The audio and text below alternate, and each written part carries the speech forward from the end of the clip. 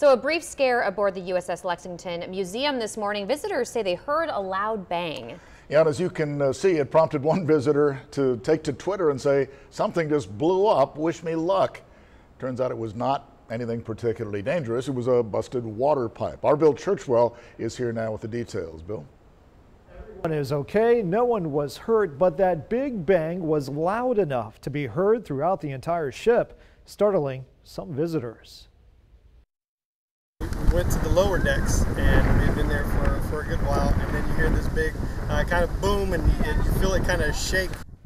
Now that was the Sizemore family. They can laugh it off now, but at the time of the incident they were pretty concerned.